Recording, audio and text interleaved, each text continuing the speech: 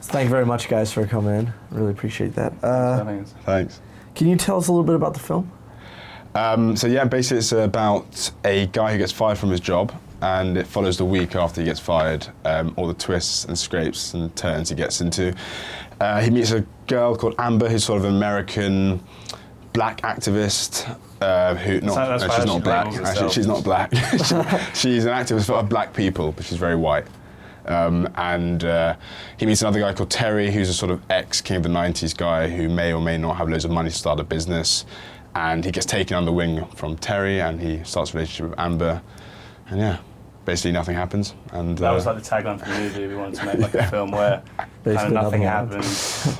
But I mean, we just wanted to explore. There's like a lot of different themes we wanted to explore, but we wanted to do it. We wanted to like make a film that was about being in your mid-20s, but without making it explicitly one of those films that's kind of introspective and mumbly about like how difficult it is to be in your mid-20s. But frankly, there are bigger problems. Yeah. But we just wanted to make something that was laugh out loud funny, but sort of touched on all those themes as well. What inspired you? I don't know. Well,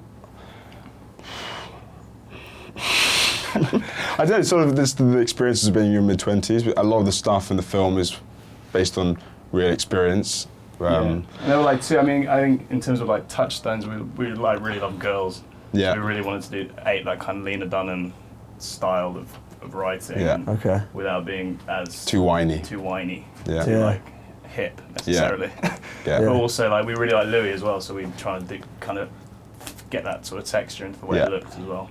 The great thing about Louis is that there's a bit of comedy and drama mixed in all of this one big piece. Do you have a lot of that in your film?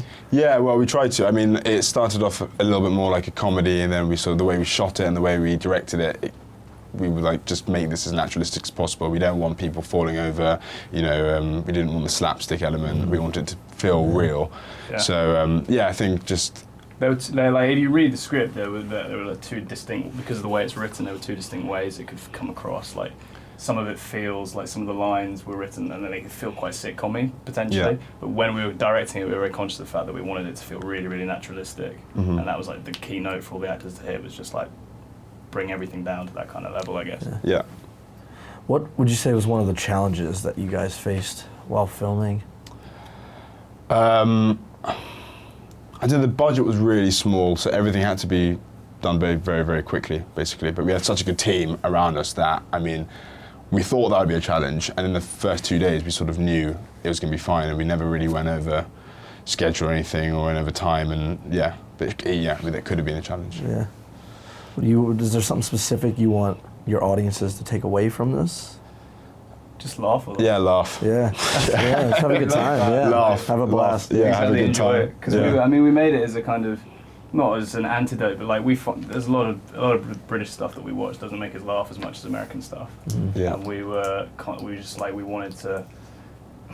We set out to make a black comedy where people feel slightly uncomfortable with what they're watching and sort of smile through it at the same time. That makes sense. And then barely laugh at points where they know they really shouldn't be laughing. Exactly. Yeah. Hopefully. Yeah.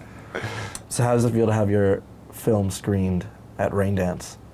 It's great. It's really good. It's very surprising. Yeah? No, it's really, really good. It's an honour. It's great. We're really excited to see it on a huge screen in front of like a huge audience. And final question, what's next? What is next for you guys' next project? Well, we're developing quite a few things for television with various companies at the moment.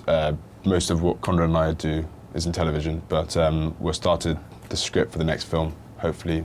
Which is like Straw Dogs meets When Harry Met Sally. Meets Home Alone. So hopefully we're doing that next year.